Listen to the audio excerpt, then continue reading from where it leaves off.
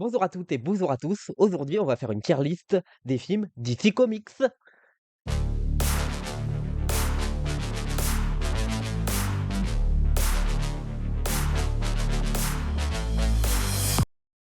Mes bien chers frères, mes bien chères sœurs, nous voilà réunis pour un petit morceau après avoir fait le MCU. On va parler des films DC Comics. En sachant qu'il y en a beaucoup et que c'est pas dans le même univers, donc c'est différent la manière de les aborder sera différente que le MCU, forcément, puisque c'est pas la même saga et il y a plusieurs cinéastes différents, il y a plusieurs décennies différentes même. Donc ça va permettre de dire plus de choses, enfin en tout cas différemment.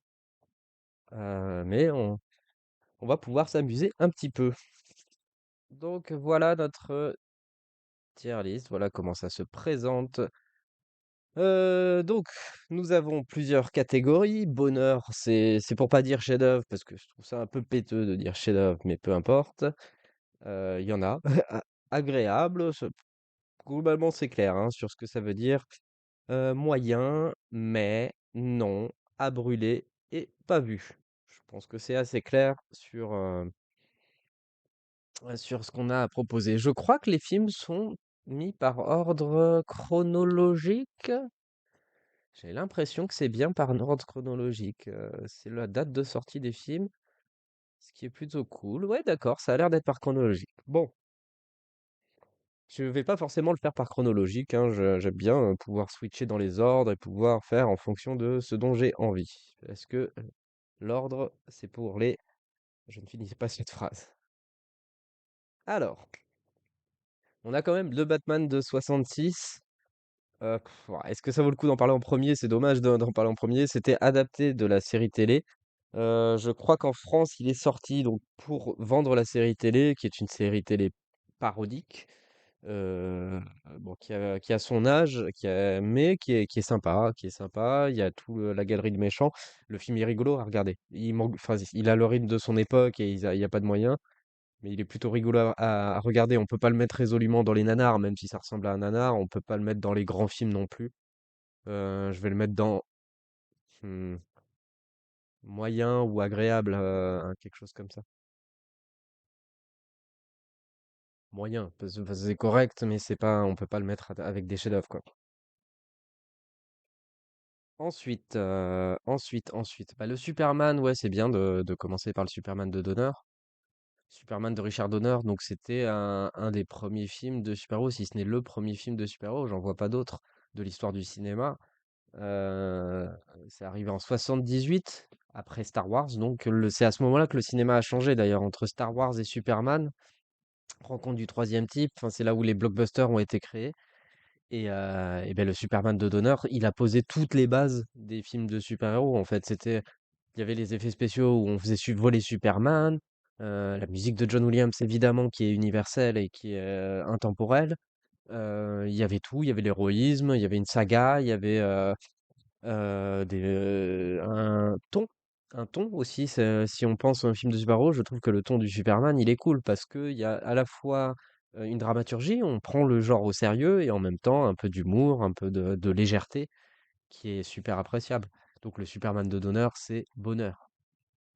Bonheur direct, référence absolue en termes de films de super-héros. Superman 2. Alors là, on parle de la version de Richard Lester. J'ai pas vu la Donner Cut, j'avoue. Il faudrait que je la regarde. Donc là, la Richard Lester, donc celle qui est sortie en salle, ben moi je vais le mettre dans plutôt agréable. Je l'ai pas revu depuis récemment, mais c'était un film qui était une digne suite. Donc bon, c'est pas Richard Lester, on le sait, qui a réalisé tout le film, et je pense que la plupart des bonnes idées viennent de Donner. Il y avait un affrontement entre Superman et Zod, donc c'était le début de quand même de gros affrontements super-héroïques titanesques un peu dans Metropolis, donc c'était plutôt chouette. C'est plutôt chouette et c'était la digne suite du premier, pardon. Et bon, après, ça a son âge, les effets spéciaux ont leur âge, mais euh, pour moi, dans mes souvenirs, c'était un film recommandable. Superman 3, ça devient plus compliqué. Superman 3, ça devient plus compliqué. Entre parenthèses, moi je suis fan des Spider-Man de Sam Raimi. C'est évident Alors, si c'est pas fait exprès, c'est quand même un sacré truc, mais c'est évident qu'il a calqué la trajectoire de son Peter Parker sur la trilogie de Richard Donner. C'est évident qu'il est fan de la trilogie de la trilogie Superman, pas Richard Donner, il a pas fait le troisième, mais et c'est évident qu'il a calqué sur ça. Dans le premier, on a la mise en place. Le Superman, il apparaît, je pense, au bout de 40 minutes ou 1 heure de film, hein. Enfin, il apparaît très tard dans le film. On a son love interest avec Lois. Dans le 2, il renonce à ses pouvoirs pour pouvoir être avec Lois comme le faisait Peter Parker dans Spider-Man 2. Et dans le 3, il a son alter ego maléfique qui devient méchant. Il y a un moment où on ridiculise un peu le Superman. Donc c'était plutôt intéressant comme angle. Après, ça vient beaucoup trop à la comédie et c'est un film qui se tient pas super bien en fait. C'est un peu les défauts des pires films récents de super-héros où on ridiculise un peu les personnages et il n'y a pas d'enjeu et de force et surtout on n'en a pas pour notre argent, quoi. Normalement, tu veux voir Superman, bah, tu veux voir des grandes scènes quand même, tu veux voir des scènes de sauvetage, tu veux voir tout ça. Et dans mes souvenirs, c'était plus proche de la comédie et de la parodie, assumé, mais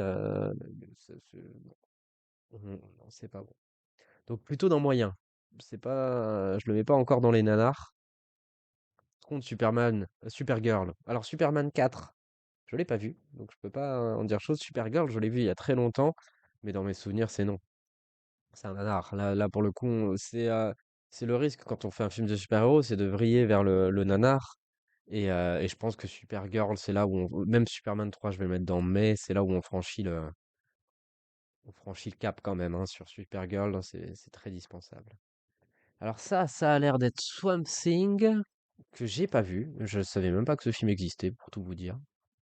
Donc pourquoi pas regarder, même si ça sent un peu le nanar hein, d'époque, mais ouais, c'est Swamp Thing. Ah! Ah, le Batman de Tim Burton. Le Batman de Tim Burton. Le Batman de Tim Burton, je vais le mettre entre moyen et agréable, pour tout dire. Parce que c'est une Madeleine de Proust, hein, pour moi, le Batman de Tim Burton. Je suis né en 90, donc j'étais gosse quand je voyais quand j'ai vu le film, quoi. Donc ça m'a marqué de manière indélébile, et ma passion pour les super-héros, probablement que ça peut venir de là, puisque Heu, je pense que quand tu es tout petit et que tu vois, Batman, tu te dis: «C'est normal quoi», mais c'était, pas si évident parce que regardez le Superman de Donner, c'est de 78 et finalement il y a pas eu tant de tentatives que ça dans les années 80 et c'est vraiment après Batman que ça a commencé à exploser, à se développer, c'est là qu'il y a eu les premiers projets Spider-Man, il y a eu les 4 Fantastiques de Roger Corman. Donc c'est quand même un film aussi important que Superman pour les super-héros, le Batman de Tim Burton. Ceci étant dit, je trouve le film moyen en réalité. Ça vaut pour la performance de Nicholson. Il y a les décors, il y a toute cette imagerie un peu gothique, mais c'est un film un peu balourd, je trouve. Je trouve que le Batman, ça paraît dur de le mettre en dessous de Superman 2, ceci dit. Euh, je vais regarder un peu ce qu'il y a dans la suite. Je vais le garder dans agréable pour les raisons historiques qu'il représente et parce que il y a quand même énormément de qualité, mais le personnage, par exemple, de Vicky Vale, c'est pas très bon. Enfin, elle est pas très intéressante. C'est une love interest, c'est un peu niais et ça prend une bonne partie du film. Donc il y a beaucoup de choses que je trouve balourdes, quoi. Que je trouve balourdes. Mais c'est un film important. C'est un film important. Ça, je vais, je vais éliminer les films que j'ai pas vus. Parce que j'attends un peu hein, pour les choses importantes. Steel, je ne l'ai pas vu. Je ne savais pas ce que c'était. Jonah Hex, j'en ai vu une partie, mais pas suffisamment pour avoir un avis construit, on va dire, même si il y a quand même beaucoup de choses dispensables. Alors, il y a un autre Swamp Thing, décidément, faut vraiment que je me renseigne. Mais est-ce que c'est le même film et aucune idée. Ah mais on va se renseigner, attendez, on est là pour ça. On est là pour ça. Swamp Thing. Swamp Thing. Film. Ah, la créature du marais. Wes Craven, sans déconner. Oui, enfin, je m'en souvenais un tout petit peu, mais ok. Donc Wes Craven a fait un film Swamp Thing, adapté de DC Comics. J'imagine qu'on est plus proche du film d'horreur. Ah, Wes Craven, ça peut être intéressant d'en parler. Et il y a eu une suite. Donc ces deux-là, hop, on revient. Hop. Donc ces deux films là, les Swamp Thing, c'est Wes Craven qui a fait le premier. Donc je suppose que ça c'est Return. Et il y a eu Return of Swamp Thing. Ok, il y a eu deux films. Ça m'intéresse. Je vais essayer de les regarder parce que ça m'intéresse de voir déjà Wes Craven à l'époque. Bon, Wes Craven, pour moi, il a alterné chef-d'œuvre et nanar. Ce qui est assez fou, c'est qu'il a une filmographie super éclectique pour ça, c'est qu'il a fait les deux. Donc si ça n'a pas marqué, je pense que ça fait pas partie de la première catégorie, c'est-à-dire les chefs-d'œuvre, mais on verra. On verra. Donc Something pas vu. Dans les plus récents, je n'ai pas vu Bird of Prey. Je n'ai pas vu Black Adam. J'ai vu une grosse partie, ça m'a saoulé, mais je peux pas le mettre. Pour moi, je le mettrais dans un brûlé, mais je vais le mettre dans pas vu parce que j'ai pas tout vu. Ouais, j'en ai vu beaucoup quand même. Shazam. Franchement, je suis sympa parce que j'ai vu quand même les trois quarts de ces films-là et c'est pas bien. Allez, à brûler, faut pas déconner, c'est ni fait ni à faire. Eh ben, j'ai vu tout ça, hein. Eh ben, j'ai vu tout ça quand même, ça c'est cool, je vais pouvoir en parler. Bon, ouais, parce que je vais pas en faire, je vais pas parler de celui-là. Pour la simple et bonne raison, je vais pas ça me passe. Sinon, après, il y aura plus rien à mettre dans Bonheur. Voilà, on va commencer par, on va passer Batman Returns pour l'instant. Batman Forever, c'est mais euh, oh, c'est non, c'est relou, hein. Enfin, c'est pas la catastrophe de Batman et Robin, mais c'est ça a son âge. Alors pareil, c'est un film que j'ai vu quand j'étais jeune et que j'aimais beaucoup, donc quelque part, il y avait un cahier des charges qui était respecté, et c'est pas beaucoup moins plus honteux que certains films de super-héros qui nous sont proposés aujourd'hui. Mais voilà quoi. Allez, on va dire mais parce que c'est pas normal de mettre Superman trop au-dessus. C'est pareil, quoi. C'est des films dispensables, quoi. Mais ensuite, Batman and Robin. Batman and Robin, c'est un film qu'on adore détester, quoi. C'est un film qu'on adore détester, et à raison, hein. Mais euh, dans certains moments déviants, on peut regarder le film et s'amuser. S'amuser tellement ça part loin dans dans le n'importe quoi, et en plus, je trouve que pour un nanar, son ton est beaucoup trop sérieux, quoi. Enfin, il y a un truc un peu angoissant, un peu creepy, hein, et complètement cringe dans Batman et Robin qui est qui est fascinant, mais c'est une date dans l'histoire du cinéma autant que finalement que le Superman 1 et que le Batman de Tim Burton, dans le sens où son échec au box-office et son échec à la fois créatif et, financier, bah, c'est historique. Donc c'est un film important. Donc je le mets dans à brûler, mais en réalité, bah, c'est plus important que Shazam, par exemple. C'est un film important, Batman et Robin. Pour des mauvaises raisons ou des bonnes raisons, ça, on n'est pas là pour en juger, mais voilà. Catwoman, c'est vraiment pire. C'est pire, parce que là, c'est irregardable, hein. Désolé, mais respect à Pitoff qui avait percé aux États-Unis après Vidoc sur Catwoman. Mais c'est pas bon du tout. C'est irregardable, vraiment, c'est pénible, quoi. C'est pénible. Il y avait des effets spéciaux 3D absolument épouvantables. Non, c'est ni fait ni à faire. Euh, Green Lantern, c'est pareil, c'est du nafton. Allez, débarrassons-nous des navets. Green Lantern.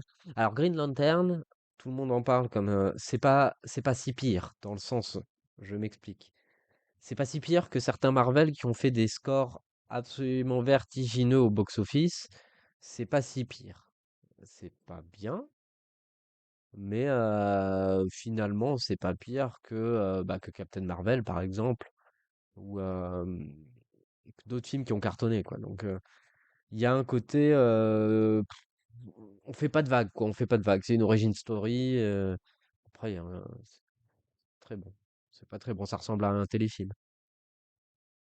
Suicide Squad, c'est gros film malade. Donc de David Ayer, un gros film malade, hein, Suicide Squad. Pareil, gros problème de ton, film massacré au montage parce que ça ressemble à plus à un vidéoclip avec une succession de chansons. On se fout de ce qui se passe à l'écran, on se fout des personnages. Il y avait un potentiel, il y avait un parti pris intéressant sur Suicide Squad, mais ça, c'est des films massacrés parce que c'est des films de studio qui sont pensés avant tout avec des cahiers des charges et avec des cibles commerciales, euh, qu'un véritable point de vue et qu'un véritable enjeu cinématographique, quoi. Donc ça, c'était pas bien, Suicide Squad. Euh, euh, euh, on peut se lancer dans le Snyder? Bon, je suis obligé, je vais finir, je vais en finir avec lui parce que euh, très clairement, non, j'en finis pas. Je finirai par lui, voilà, pour la peine. On va parler de Snyder. Donc Snyder qui s'est approprié donc au moment de Man of Steel, donc c'est là où Marvel commençait déjà à exploser. Man of Steel et Dark Knight Rises, surtout, je pense qu'ils sont sortis au moment d'Avengers. Si je dis pas de bêtises, à quel moment? Attendez, les dates. 2013, donc Avengers, un an après Avengers. Et Dark Knight Rises, c'est avant. 2012, contemporain Avengers. Ok. Donc c'est à ce moment-là que ils ont loupé le coche. En fait, ils se sont rendus compte. Donc ils avaient l'avantage finalement avec The Dark Knight, où ils étaient devant au niveau du box-office. Ils étaient supérieurs à Marvel, hein, à ce moment-là. Et c'est à ce moment-là qu'il y a eu un switch. Et justement, après Man of Steel, ils ont décidé, bon, bah, on va aussi faire notre univers connecté, le DCEU, DC DC Extended Universe, je sais plus, cinématique. Enfin, c'est un nom à rallonge en plus, on comprenait rien. Ils ont clairement essayé de refaire. Donc tous ces films, donc que ce soit donc les trois films de Zack Snyder, il y en a eu que trois finalement. Et Wonder Woman, les deux Wonder Woman, Flash. Donc tout ça, c'est le DCEU. Donc il n'y en a pas tant que ça en fait en réalité par rapport à Marvel qui avait plus de 30 films. Euh, Clairement, c'est loin derrière. Bon, on verra après pour le DCOU. Constantine, c'était 2005, me semble-t-il. Constantine, que je trouve être un film pas déshonorant. Faudrait que je le revoie, mais il y avait un peu d'univers fantastique. Keanu Reeves, bon, bah, il y a un capital sympathie évident pour Keanu Reeves. Et il y avait un univers avec les démons j'en ai pas assez de souvenirs pour en parler plus que ça. Mais surtout rétrospectivement par rapport à toutes les daubes qui sont sorties, j'ai pas l'impression que ce soit plus honteux que certaines daubes qui sont venues après. Voilà, voilà. Donc Watchmen de Zack Snyder. Alors, bon, on va s'occuper du Zack. On va s'occuper de Christopher Nolan, qui était avant Zack Snyder. Superman Returns. Superman Returns. Ah, alors, Constantine part en moyen, Superman Returns, c'est mais. Il y avait une intention qui était de faire un revival autour du film de Donner. Il y avait un certain esprit naïf qui était cool et certaines scènes qui sont fortes. Le film est globalement trop long et globalement trop ennuyeux en fait. Surtout au regard du budget qu'il avait à l'époque et personnage que c'est. Il y a des péripéties qui tiennent pas et je pense à la résolution du film. Ça emmène le truc, mais dans une direction où, au bout d'un moment, Superman Returns. Ok, donc l'idée de faire Superman qui a disparu de la planète pendant 5 ans et qui revient avec un monde qui a changé, tout ça, je trouvais ça super. Le reste, c'est bon, faut pas déconner. Visuellement, le film est plutôt très élégant. Il y a beaucoup de choses qui fonctionnent, mais c'est relou. C'est relou.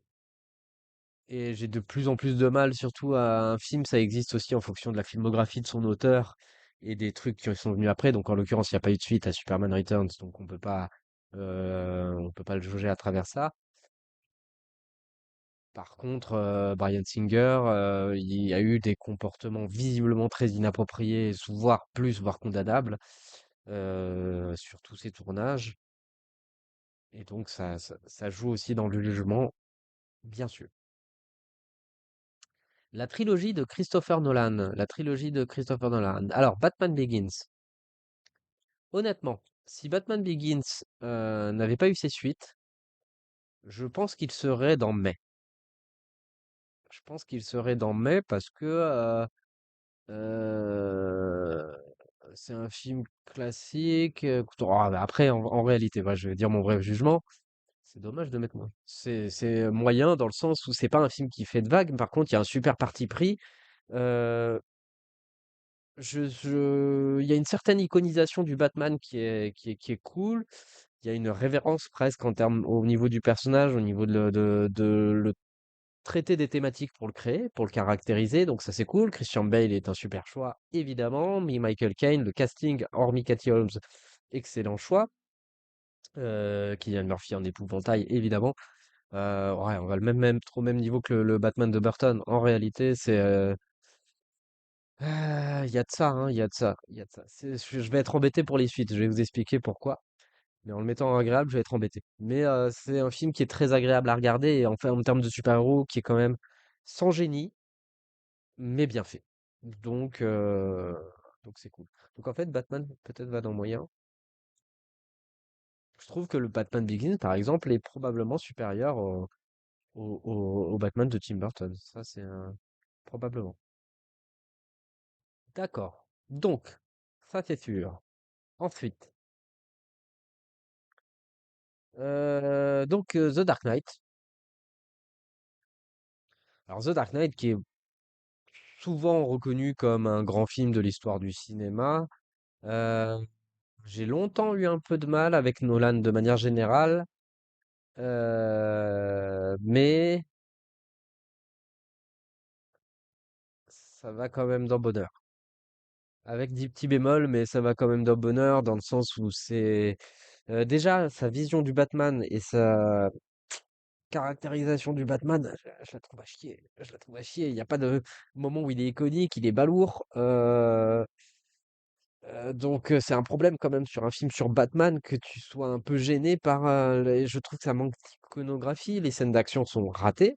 Ce qui fonctionne dans ce film, c'est le souffle du film, c'est son récit, c'est, son efficacité narrative avec des rebondissements, des cliffhangers, des enjeux moraux, très explicités mais très forts. Hem Le personnage évidemment du Joker incarné par Heath Ledger, paix à son âme, mais respect absolu parce que évidemment sa performance et son Joker sont le meilleur hein, de l'histoire du cinéma, hein, devant Nicholson sans problème. Euh, donc pour ces raisons, pour plein de raisons, c'est quand même largement au-dessus du lot et c'est largement un grand film en fait en réalité. La fin est très forte, la fin est très forte. Pareil, il y a un petit souffle épique qui s'installe à la fin où Batman fait ses choix. Enfin, non, il y a beaucoup de choses qui sont très très fortes dans le film et c'est un film quand on le revoit qui est toujours, on tombe dessus, ça te happe. Donc c'est qu'il y a quelque chose dans sa narration et dans sa conception qui sont au-delà. Et c'est un pur film d'auteur dans le sens où c'est Nolan qui a fait sa version du Batman se veut entre guillemets réaliste. Ça veut rien dire parce que c'est pas un film réaliste. Faut pas, c'est pas ça. Mais très, très recommandable. Très, très, très recommandable, et d'autant plus. Encore plus que recommandable. Et voilà. Donc, The Dark Knight. Et on va finir par The Dark Knight Rises, qui est un film qui a divisé. Pour moi, c'est un peu l'équivalent de Spider-Man 3 de Sam Raimi. C'est moins bien. C'est moins bien et il y a des choses discutables dans sa conception, dans son écriture. On reparle pas des scènes controversées où évidemment là, d'un point de vue juste cinématographique, c'est zéro et ça marque pour ces raisons-là. En revanche, j'adore ce que le film raconte. J'adore ce que le film raconte et j'aime bien son aspect chaotique et son envie de en fait, de level up par rapport à The Dark Knight en termes d'ampleur. Chaque film sur la trilogie de Nolan, ça prend de l'ampleur. Donc, on avait Batman Begins, c'était un film de super-héros plus que classique et échelle humaine. The Dark Knight, c'est à l'échelle d'une ville. Euh, mais c'est plus un polar choral, on va dire. Et The Dark Knight Rises, là, c'est Gang of New York, en fait. Déjà, ça se passe à l'échelle du monde. Ils se retrouvent à l'autre bout du monde, mais c'est Gang of New York. Donc j'ai adoré tous ces aspects-là. J'ai toujours un problème avec la mise en scène de Nolan à cette époque-là, en tout cas, euh, qui fait qu'on perd quand même un peu en ampleur, mais il y a toujours ce souffle épique, il y a cette conclusion et cette thématique qui est tenue. C'est juste qu'il y a plein de choses qui tiennent pas en termes de scénar et on sent que voilà, qu'il emmène le film là où il veut aller, mais c'est un peu bancal, on va dire. Et je suis pas sûr qu'il ait eu tant envie que ça de faire le film. En tout cas, qu'il ait été je pense que malheureusement, le décès d'Heath Ledger a beaucoup changé ses plans. Et voilà. Mais sa thématique est forte, tout l'aspect de résilience dont doit faire preuve le personnage de Bruce Wayne, pour le coup, sont intéressants. Pareil avec donc Catwoman. C'est un film un peu bancal, mais plus que bien, quoi. Plus que bien et pour moi au-dessus du lot. Excusez-moi, c'est des choses qui arrivent, la nature, la vie trouve toujours son chemin. Donc voilà pour The Dark Knight Rises, en tout cas, film mal aimé, mais film plus recommandable. Et quand on le regarde à l'aune de la trilogie, c'est quand même cool parce que c'est rare d'avoir une trilogie, surtout dans ce genre-là, où on a un début, un milieu et une fin, quoi, et ça fait le pont avec Batman Begins. Donc on a quand même une trilogie pas parfaite. Le troisième est toujours moins bien, c'est quand même cette règle dans l'histoire du cinéma. Et encore, c'est meilleur que Begins pour moi, quand même, la Dark Knight Rises. Donc très très recommandable. La trilogie de Nolan, quand même, on a une vision de Batman du début à la fin. On a son angle autour du personnage. Et globalement, en tout cas, ça en fait une des meilleures adaptations. Pour cette raison-là, ça en fait une des meilleures adaptations en fait de super-héros, tout univers confondu, hein. Même au niveau du MCU, on n'a pas l'équivalent dans le MCU. Peut-être les Spider-Man. Mais ça reste voilà, une adaptation plus que recommandable, en tout cas tenue de bout en bout.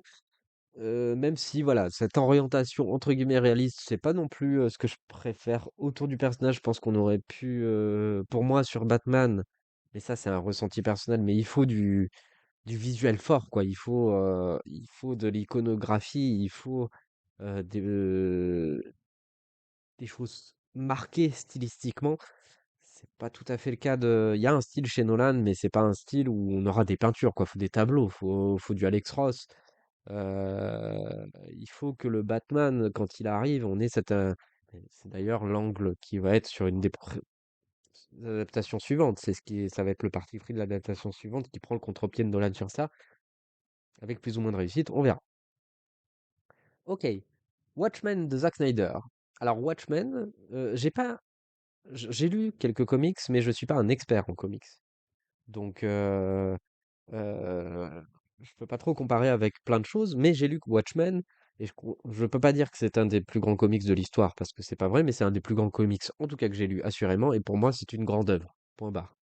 C'est une grande œuvre parce que c'est une, œuvre, réflexive sur les super-héros. C'est une œuvre d'anticipation, qui crée quand même plein de super-héros différents. C'est d'une richesse folle.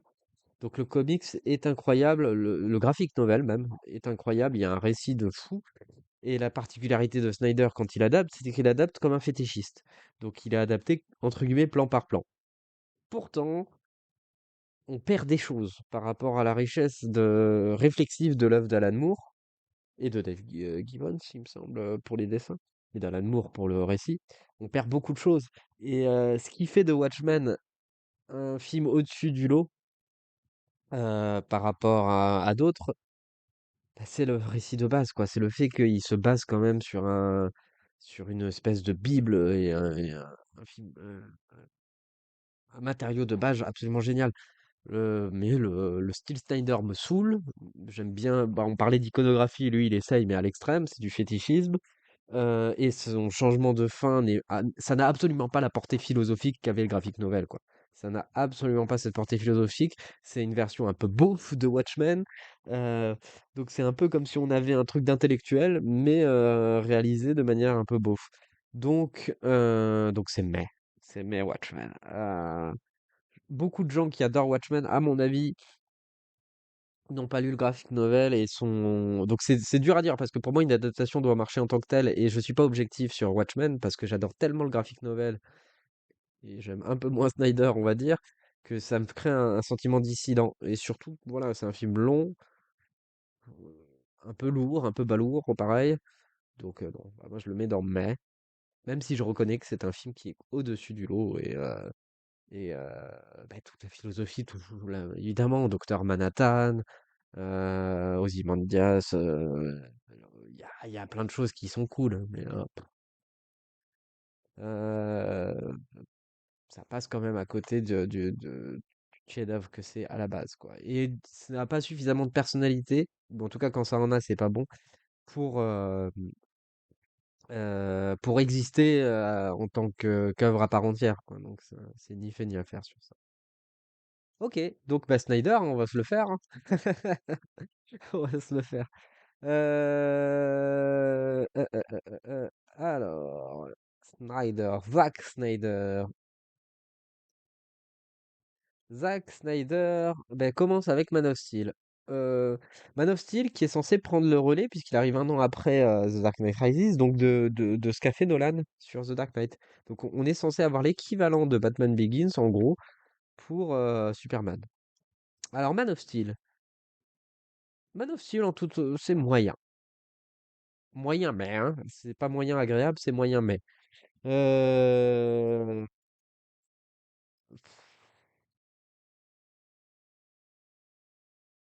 mais. J'aime beaucoup toute la première partie. En vrai, j'aime bien la partie où ça ressemble à des idées de Nolan d'ailleurs, hein, mais où Superman, donc à l'aile, erre comme un nomade et sauve des gens euh, toute cette trajectoire un peu de nomade où Superman il erre sans être encore Superman et tout, je la trouve cool. J'aime bien, donc Henry Cavill, c'est un super choix. J'aime bien la prestance qu'il a en Superman, surtout quand il se fait arrêter par les militaires et tout. Le fait qu'il soit perçu comme une menace extraterrestre, qui doivent prendre contact avec l'humanité. Donc ça, c'est des idées qui sur le papier sont intéressantes. Ouais, bon, allez, je le mets pas plus assez supérieur à Superman Returns, par exemple, parce qu'ils ont essayé quelque chose avec le perso. Donc il y a plein de choses. Krypton, l'imagerie de Krypton est naze. Ça manque de naïveté ou ça manque de force. C'est fade. C'est fade. Bien que j'ai aimé que Snyder se perde pas dans ses idées visuelles qui peuvent parfois être lourdes. euh, Globalement, voilà, c'est pareil. En fait, si le film avait lancé quelque chose et qu'on avait eu Superman, donc c'est Superman Begins, on va dire, et qu'on avait eu l'équivalent de The Dark Knight après derrière, j'aurais peut-être revu mon jugement. Mais là, comme je sais que ce que ça a donné derrière, bah voilà, il y a plein de choses discutables. La mort du personnage de Kevin Costner, c'est discutable. J'en comprends le sens théorique, mais pas l'exécution. Donc plein de choses, quoi. Plein de choses qui vont pas trop. Et ça reste plus intéressant que les trois quarts des mauvais Marvel, on va dire, parce qu'il y a un point de vue de cinéaste quand même, hein, il y a une recherche, mais de cinéaste et d'auteur, hein, puisque c'est coécrit aussi, je crois, avec Nolan, le frère. Nolan, David Goyer, comme garant aussi, qui était là aussi sur la trilogie Dark Knight. Donc il y avait quelque chose. Mais Et après, c'est parti en cacahuète. Donc, on a Batman contre Superman. Donc là, c'était sorti la même année que Captain America Civil War. Et c'est là où ils avaient ils ont fait, oh purée, il faut qu'on recrée. Donc, Marvel, ça faisait depuis 2008, depuis Iron Man, qu'ils avaient préparé l'univers connecté. Eux, pas du tout. Donc, on va tout rattraper en un film. On va te foutre tout le monde. Et on va introduire la Justice League. Donc, c'est un film absolument rushé. Il y a des choses intéressantes dedans. C'est le Batman de Ben Affleck que je trouve super. Le Batman de Ben Affleck, que ce soit Bruce Wayne ou Batman, ouais, je trouve que là, il y avait quelque chose que j'avais envie de voir ce Batman développer. Superman. inexistant dedans. Je pense que Snyder n'aime pas Superman. Inexistant. C'est ni un antagoniste ni un protagoniste, n'a rien dedans. Il n'y a rien dedans autour de lui. Wonder Woman qui est rajouté à la truelle, la Justice League qui est rajoutée à la truelle, Lex Luthor qui part en vrille par Jesse Eisenberg, ça part en vrille. C'est balourd, il y a un ton balourd, ça prend des heures et des heures à te répéter la même chose du sort.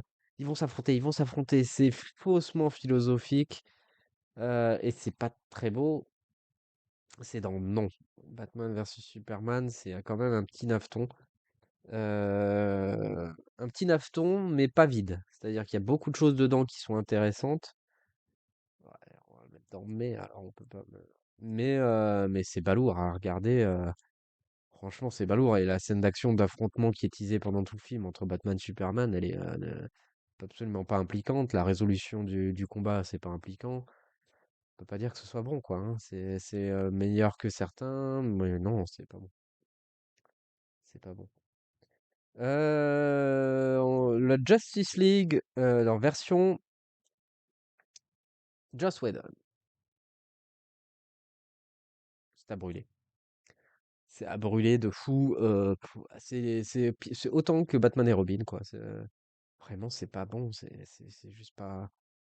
On le sait, hein, on connaît l'histoire, surtout qu'on a vu la version de Zack Snyder par la suite. Heu, Là, c'est quand les studios partent en vrille et sont là et paniquent en fait en se disant: «Waouh, il faut qu'on fasse un film qui fasse des entrées». On appelle Joss Whedon qui a fait Avengers, des années plus tôt pour nous rafistoler le film. Ça n'existe plus, c'est pas beau du coup parce qu'il y a aucune cohérence visuelle forcément puisque c'est un film qui a été réalisé par Zack Snyder au départ et on a fait des reshots pour pour finalement enlever le style Zack Snyder. Donc c'est pas bon, c'est pas bon et c'est difficilement regardable, quoi. C'est difficilement regardable, heu, on n'est pas loin de la pour moi, c'est la catastrophe, même au même titre que Batman et Robin. C'est la même catastrophe entre Justice League et Batman et Robin. OK, les Wonder Woman. Wonder Woman, le premier c'est mais, hein, c'est pas horrible, mais c'est pas bon, quoi. Je suis un peu gentil, hein, en fait, hein, avec ces films, hein, parce que c'est vraiment pas bon, hein. C'est pas des films qu'on a envie de revoir, hein, éventuellement un petit peu, mais oh, le deuxième, c'est à brûler, hein. Le deuxième, faut pas déconner, là, c'est parti trop loin, hein. C'est pas des films finis et c'est des nanars, quoi, hein. Faut pas plus, pas moins que certains Marvel, attention, hein, parce que quand on est très dur avec les films DC et plus tolérant avec les films Marvel, il y a certains films Marvel qui sont beaucoup moins bien que Wonder Woman 84. Il y a dans Wonder Woman 84 un ton et un propos qui sont intéressants sur l'optimisme, sur la manière dont nos intentions peuvent jouer dans le monde. Mais après, derrière, visuellement, c'est pas bon et ça part n'importe où. Faut pas déconner, quoi. C'est pas bien. Joker, ah, on va peut-être polémiquer autour de Joker. Joker, qui est un film reconnu comme un, un grand film. Enfin, il y a Joaquin Phoenix qui a eu l'Oscar, il a eu le Lion d'Or à Venise, qui est quand même gros. Joker, pour moi, c'est non. C'est non, c'est du sous Taxi Driver, du sous Martin Scorsese. C'est certes bien joué, mais il n'y a rien qui nous attache à ce personnage. Il n'y a pas une progression complètement balourde. Euh, Ça mène finalement nulle part. Personnage principal donc antipathique et son déroulement, t'as l'impression que c'est juste lui foutre des coups pour que finalement l'emmener à la folie. Ça n'a pas de sens, quoi. Ça n'a pas d'intérêt. C'est un film de poseur, vraiment qui voudrait être du grand cinéma, mais qui est en fait un film très préfabriqué, à mon sens. À mon sens. Donc Joker, j'en suis absolument pas fan. Je suis absolument pas fan. C'est pas du tout mon délire.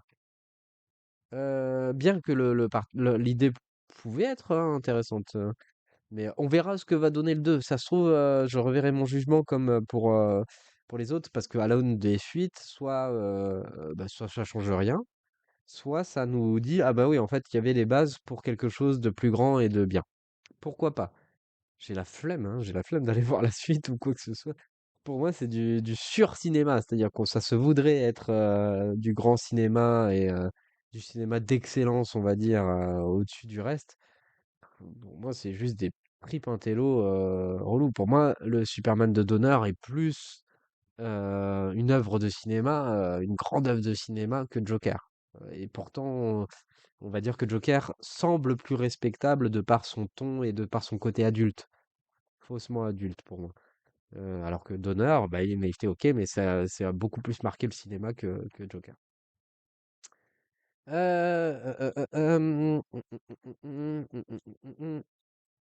Aquaman de James Wan. Faut savoir que, bah, en arrivant en salle, j'ai trouvé très agréable ce Aquaman. Il y avait un côté naveton, mais je l'ai trouvé cool. J'ai essayé de le revoir plusieurs fois. Pour moi, j'oscille entre mais et non. C'est un film difficilement à revoir en dehors de la salle et en dehors de la découverte. Euh, alors j'ai aimé le côté un peu Highlander, mais si vous voulez, pour moi c'est un nanar en fait le Aquaman, hein. C'est un nanar avec beaucoup d'argent et j'ai aimé le fait que ce soit un film qui tente des visuels sous-marins. Il y avait ce côté-là quand même, il y avait certains plans où tu te dis ah ouais c'est joli, ça t'emmène dans un autre monde, c'est cool. Il y a un côté Highlander avec la trajectoire d'Arthur Curry, son entraînement dans le passé qu'on voit, sa dualité avec son demi-frère ou frère, demi-frère du coup. Donc j'aime, c'est un peu ce qu'il y a dedans, mais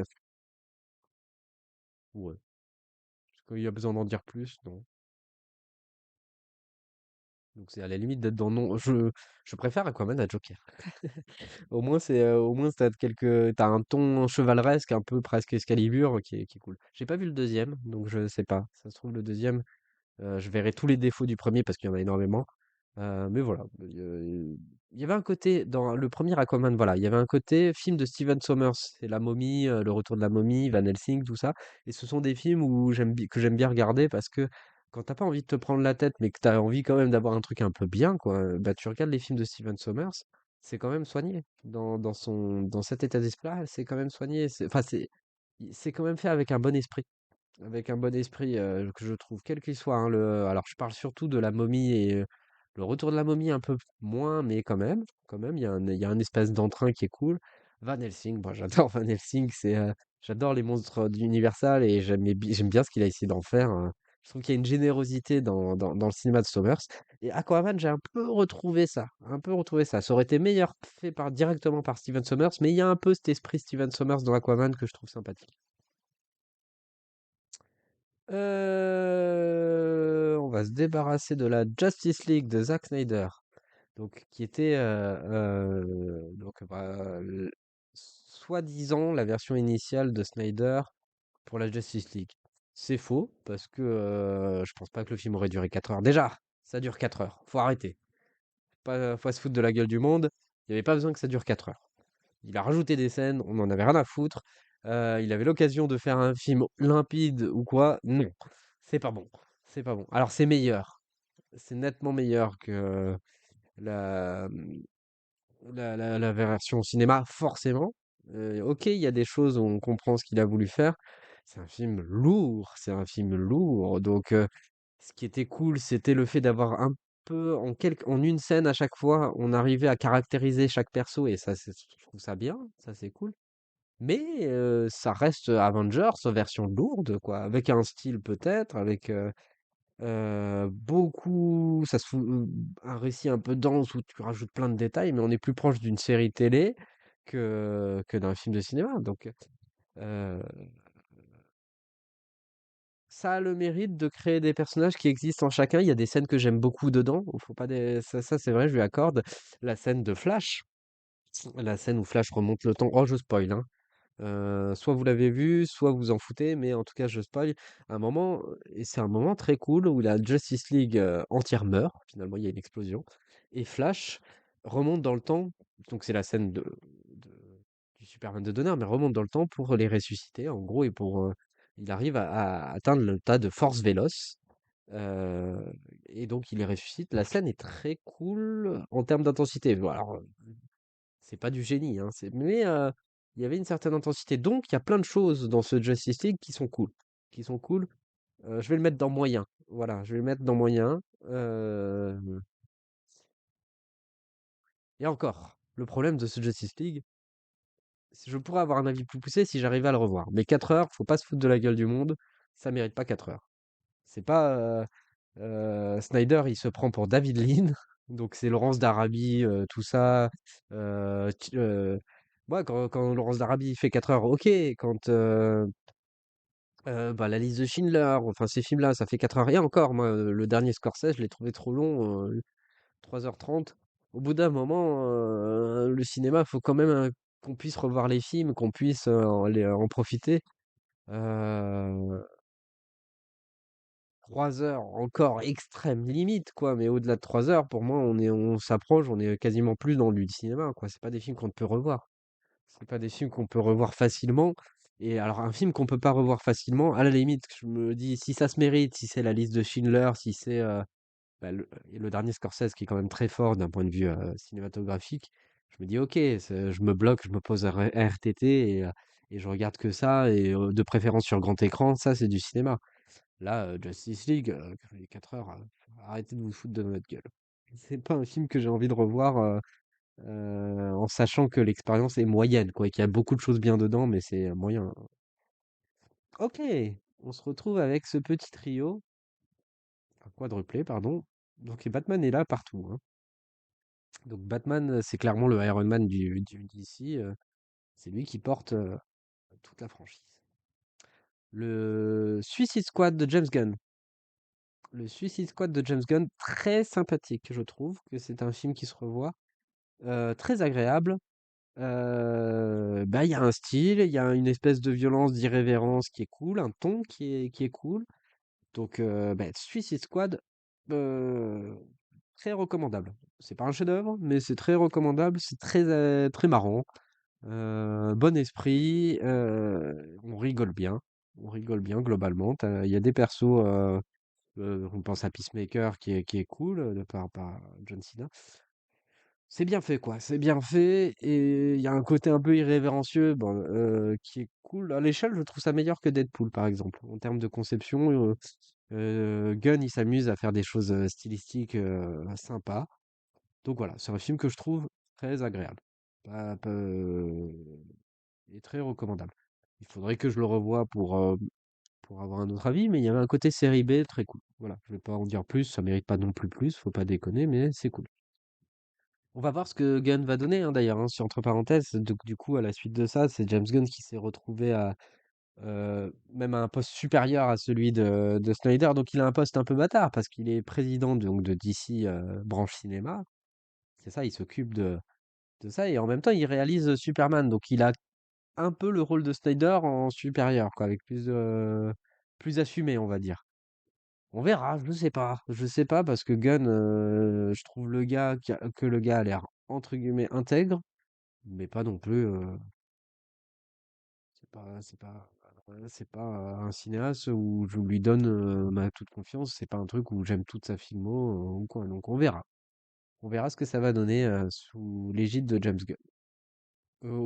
En l'état, j'ai même pas d'excitation pour son Superman. J'attends de voir les premières images. La première photo, non, non. La première photo, ça me va pas. On verra, on verra. Ça sert à rien de surréagir d'avance. Ensuite, bah, le Batman de Matt Reeves, j'allais dire Matt Smith. Matt Reeves. En salle, je l'ai vu 2 fois. Il est sorti en 2022, donc c'est après la période Covid. On avait un peu une disette cinématographique quand même depuis longtemps. Et j'ai beaucoup aimé la première fois, la deuxième aussi. J'ai trouvé qu'il y avait un angle et justement, il y avait ce qui me manquait chez Nolan. C'est un visuel fort. Visuellement, c'est fort. Maintenant, déjà, ça dure 3 heures. Faut arrêter, ça mérite pas 3 heures. Et il y a un côté qui m'énerve un peu dans ce film. C'est le même côté que dans Joker, de l'idée de dire que cette fois-ci, on fait du cinéma. Vous savez, ce petit cinéma avec le petit doigt levé, la petite tasse de café, le petit doigt levé, en se disant on va faire un film, mais c'est du cinéma. c'est Batman, mais c'est Fritz Lang qui voudrait faire Batman, c'est tout ce que vous voulez. Alors, faut pas abuser. Euh, c'est moyen pour moi. C'est pas un film que j'ai dû.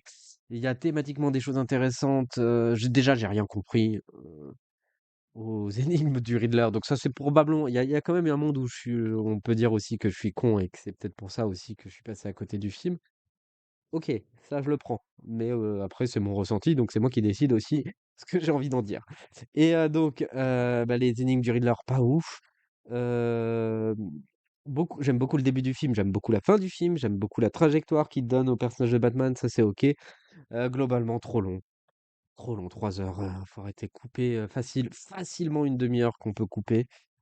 Heu et il y a ce côté trop on fait du cinéma, je me répète, mais il y a un peu ce côté-là, ce côté, on est au-dessus de ça, alors qu'en fait, à la fin, on fait du teasing aussi pour une suite avec un personnage. Bon, ça, je nomme pas, mais vous imaginez lequel c'est. On va voir ce que la suite donne. On va voir ce que la suite donne. Mais il y a un peu ce côté, finalement, on est très proche de ce qu'a fait Nolan dans le récit, et un peu proche de ce qu'a fait Burton en réalité dans la volonté de faire des belles images et de faire un visuel. Donc beaucoup de choses intéressantes et beaucoup de choses reloues en même temps. Donc on verra par la suite, on verra ce que la suite va nous donner. J'ai pas forcément d'excitation pour la suite et je suis pas comme un fou autour de ce Batman là en tout cas. C'est pas un film que j'arrive à revoir quoi. Et ça c'est un indice quand même fort. J'ai essayé plusieurs fois, je le trouve balourd quoi. Je dis beaucoup ça, mais c'est vrai, hein, il y a un peu, c'est un peu comme s'il avait rejoint à la fois les qualités et les défauts de tous les cinéastes qui ont fait Batman avant. Dans le sens où, bah, il y a ce côté polar urbain de Nolan et en même temps ce côté intellectualisant, qui pouvait être un peu énervant chez Nolan. Oh là là, pouf, OK. On a, l'iconographie de Snyder sur le personnage de Batman, avec la première scène où il arrive qui est très cool, donc ça OK. Mais en même temps, bah, c'est relou, c'est lourdingue. On a un peu aussi pareil l'iconographie de Burton, avec une ville qui existe, Gotham existe dans ce Batman de Matt Reeves. Ouais, il y a ce côté, on crée une Batmobile, donc il y a plein de choses qui sont cool.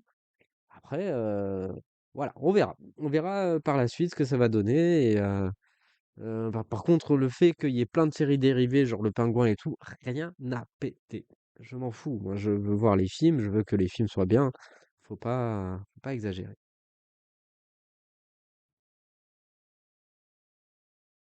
Batman Returns, cette fois-ci. Bon, pas de polémique, on va pas faire durer le suspense. Batman Returns, pour moi, c'est simple, hein. On va... Je vais conclure sur Batman Returns. Vous allez comprendre, vous savez pourquoi. Vous savez pourquoi, mais je vais conclure sur Batman Returns. Alors, The Flash. The Flash qui a fait une grosse polémique. Un film déjà qui a été un échec au box-office. euh, et qui a été conspué vraiment à l'extrême en disant c'est un nanar. Il était là-dedans, quoi, en fait, hein, dans l'inconscient collectif et dans sa réception, c'était un cas d'école, tout ce qu'on veut. Alors, The Flash, je l'ai vu au cinéma et c'est un film que j'ai revu plusieurs fois. Ça vous laisse un indice. Eh ben, je vais assumer ce que je vais faire. The Flash, c'est bonheur. Il y a tout ce que je recherche dans un film de super-héros dans The Flash. Je suis conscient de ses défauts et tout ce qui est dit autour du film est un peu vrai. Surtout les effets spéciaux, c'est une cata, c'est vrai. Mais pour autant, dans son écriture, dans son état d'esprit et dans son déroulement, tout simplement, je trouve que c'est fluide, je trouve que c'est smooth, que ça marche bien. Hem, je l'ai trouvé très cool ce Flash, je l'ai trouvé très, très cool. Bah, voilà, il y a un début, un milieu, une fin, il y a un déroulement, il y a un scénario qui est pas si con, qui est pas si con. Il y a une implication émotionnelle dans le sens où c'est le trauma initial, donc c'est la base, hein, des super-héros à la base, hein. C'est le trauma initial de Barry Allen qui déclenche l'intrigue du film. qui déclenche l'intrigue du film. Ils arrivent à refaire une origin story en se servant du deuxième Barry. Donc on comprend l'origin story sans avoir besoin de faire des flashbacks en réalité. Ça n'utilise pas les flashbacks, hormis une fois, et c'est intégré dans le récit. Et c'est une implication émotionnelle, donc c'est très très très fort. La résolution, elle est super forte. Parce que ce n'est pas vaincre un ennemi, mais c'est trouver un moyen subtil, habile de résoudre le nœud, en gros, du multiverse, tout ça. Alors, les caméos, on s'en bat les couilles, hein, ça, c'est des références, donc ça, c'est un peu les défauts du film, on est d'accord. Euh, on sent que c'est quelqu'un qui adore Batman, hein, qui adore le premier Batman de Tim Burton. OK, mais moi, ce que j'ai aimé surtout, c'est, Barry Allen, sa trajectoire et tout ce qu'il y a autour. Donc c'est pas parfait, c'est bancal même, par bien niveau, mais moi je trouve ça cool. C'est un film qui m'entraîne et quand je le regarde à chaque fois, j'arrive toujours à le regarder en entier et je suis toujours entraîné, j'ai toujours envie de savoir comment ça finit. Pour moi, il y a un humour qui fonctionne, il y a un humour un peu trash même qui peut fonctionner, donc c'est très cool. Je recommande de fou le Flash, c'est pas du tout une honte, et c'est pas la cata que tout le monde, dont tout le monde parle, à mon sens, à mon sens. Et pour moi, ça fait partie des meilleurs films de super-héros qui ont été faits.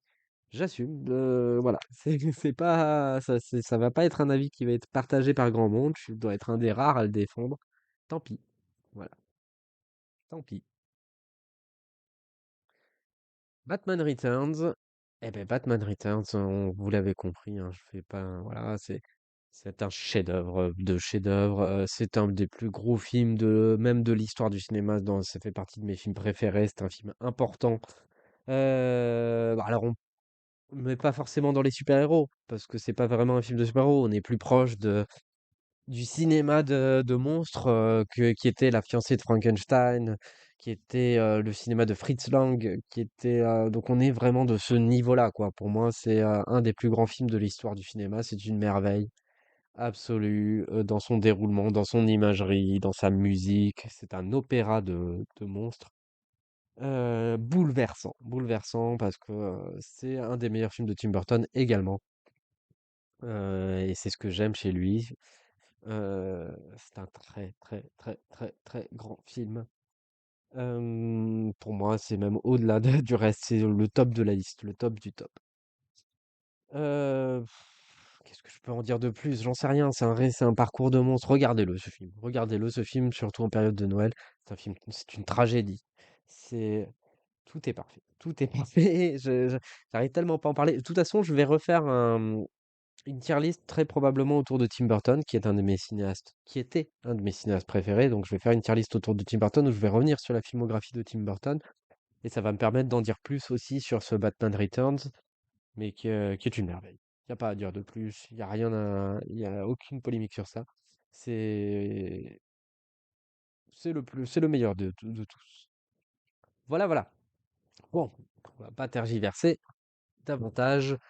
C'était la tier list autour de DC et des films donc adaptés de DC Comics. On s'est arrêté donc en 2023, hein. Il n'y a pas Aquaman 2, il n'y a pas tout Aquaman 2, Shazam 2, ça, ben, on les a pas vus et c'est pas très grave. De toute manière, le DC, ça va repartir à zéro avec le Superman de James Gunn. On verra par la suite ce que ça va donner. On verra. Donc là, qu'est-ce qu'on attend comme film? Donc il y a le Superman de James Gunn, il y a Batman, le deuxième Batman de Matt Reeves, on verra. Pour l'instant, on en est là. Bah, n'hésitez pas à réagir si vous avez vu cette tier list. Merci d'avoir regardé, merci de votre attention. On se tient au courant pour la suite. Voilà, j'en fais d'autres. Prenez soin de vous. Soyez gentils. Abonnez-vous si vous voulez. Si vous voulez pas, c'est pas grave. Des bisous. Ciao, ciao, ciao. Voilà, c'était la tier list DC Comics. J'espère que la vidéo vous a plu. N'hésitez pas à commenter, à liker, à vous abonner. C'est très important parce qu'après, vous pourrez manger des pâtes si vous avez. Mais voilà. Mais vous aimez, si vous aimez. Si vous aimez, vous vous abonnez. Si vous aimez pas, vous vous abonnez pas. Mais vous n'êtes pas obligé de rester aussi. Voilà. Voilà. Moi, je suis que d'amour. Donc si vous venez, bah, je vous aime. Bisous.